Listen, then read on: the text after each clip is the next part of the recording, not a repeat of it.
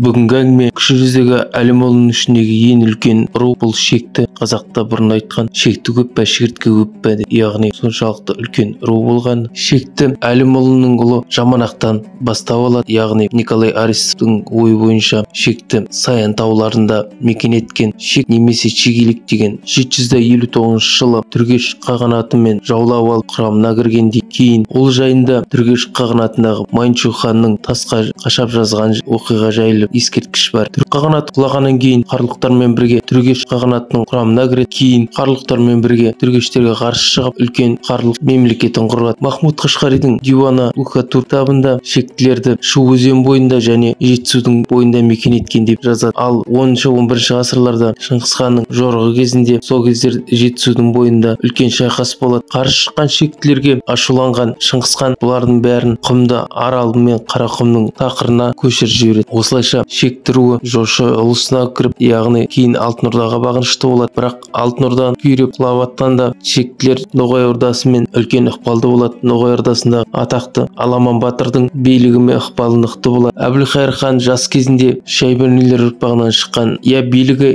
я байлығы болмағандықтан осы Аламан батыр оны қолдап біраз көмектеседі, және кейін Әбілқайыр хан өз хандығын құрған кезде осы шектілердің билігі мен ықпалы мықты болады деуге болады. Аламан батыр өлгеннен кейін Әбілқайыр хан өз қалаларында шектілердің кезінде көмектескенін ұмытып, шектілердің ықпалы мен билігін әлсіретеді. Осылайша шектілер орыс ханның ұрпақтары Керей мен Жәнібекті қолдап бөлініп кетеді. Шектілер қазақ хандығында да аса үлкен рөл атқарған кездері болды. Соның бірі Сайрам шайқасы, яғни Тәуке ханның шектілерге сен қолды бастаған шектінің батыры Тілеу Айтұлы жоңғарлардың кезінде басып алған Сайрам қаласын қайтару үшін үлкен шайқас болады. Яғни сол шайқаста тарихшылардың суреттеуі бойынша 16.000 қолдан 6.000 қол аман қалды деп жазады. Атақ Тілеу батыр Едіге иенің жиені болған деп айтады Ноғайдың билеушісі. Едіге жайлы каналда шығарылым бар, толыққан қарасаңыздар, және Едігенің ұрпақтары Иесу әулеті жайында 2 бөлімнен тұратын шығарылымдар бар. Тілеу батыр өзінің ұлы 16 жасар Жолаяқпен және інісі Қалдыбайдалмен қол бастап баратып ұлын айтады, яғни бұл жорықта мен тірі қалуым екіталай, сондықтан өліп атсам мені осы қасиетті Түркістан Яссауидің қасына қойыңдар деп. Бірақ бұл шайқаста Тілеудің ұлы да інісі де өзі де қайтады. Тілеудің бұйрығы бойынша қасиетті жер Түркістанға жерлейді. Тілеудің ісін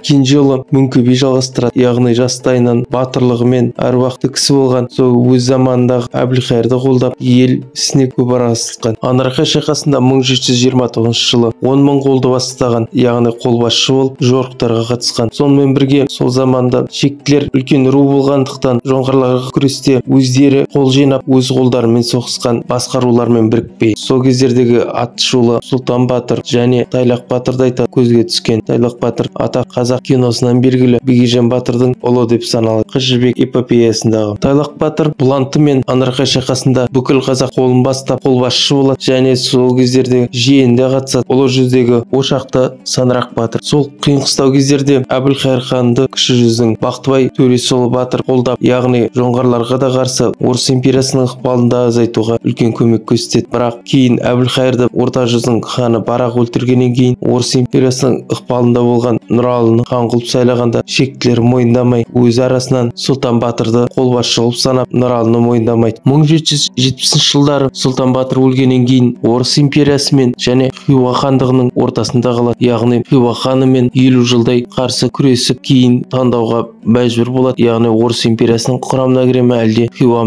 хандығына кіре ме деп. Мұсылман елі болғасын Хиуаны таңдайды шектілер. Бірақ толыққанды бағынышты болмайды, тек қана зекет салығын төлеп отырады. Хиуаның хандары алып отқан салықты үлкейту үшін қысым жасаған кезде шектінің батырлары, яғни Есет Көтібарұлы мен Жанғожа батыр қол бастап қарсы шығады. Жанғожа батыр жайлы шығарылым бар, каналда толыққанды қараймын десеңіздер. 1830 жылдары Жанғожа батыр мен бастаған қол Бесқала бекінісін алады Хиуадағы, яғни сол алғаннан кейін Бесқаланың басшысы қазақтарды сайлайды. Ресей империясы ықпалымен билігін күшейту мақсатында Хиуаны да басып алады. Сондықтан шектілерге де Ресей империясының құрамына кіруге мәжбүр болады. Бірақ кейін 1849 жылы қайтадан Жанғожа батыр бастаған қол Ресей империясына қарсы күресін бастайды. Шектілерден қорыққан Ресей империясы шекті руын көптеген ұсақ болыстарға бөліп тастайды. Жанғожа батырдың көтерілісі 1849 жыл басталып 1859 жылға дейін созылады. Яғни кезінде Кенесарыдан қалған сарбаздар және Жанғожаның жинаған сарбаздары азды көпті 300 мыңға дейін жетеді. Бірақ қару-жарақтың және сатқындықтың кесірінен Жанғожа батыр Қытайға кетуге мәжбүр болады. Кейін Бұхараға қайтып келеді. Сол Бұхарада сатқындықпен өлтіріледі. Осылайша шекті руынан көптеген ұлы тұлғалар шықты. Қазақ тарихындағы эпосындағы Қыз Жібекті айтуға болады. және түркмендерге қарсы күрескен атақты Қара батыр Аққисаұлын, қалмақтың атақты ханы Аюка ханын тоқтатқан Бүркірек батырды айтуға болады. Тәнібергенұлы, Махамбет пен Исатайдың көтерілісіне қатысқан Жүсіп Құланұлы, атақты қазақ жазушыларының бірі Әбдіжәміл Нұрпейісовті айтуға болады. және атақты журналист Бердібек Кемалды айтуға. Негізі айта берсе, шекті руынан шыққан көптеген ұлы тұлғалар бар. Бұл бір шығарымда жетпес. Каналды қолдап, лайк басып, комментарий жазып кетеріңіздер, және өз ой пікірлеріңізді және жан-жаққа таратсаңыздар каналдың дамуына үлкен үлес қосасыздар. Толыққанды тыңдағандарыңызға көп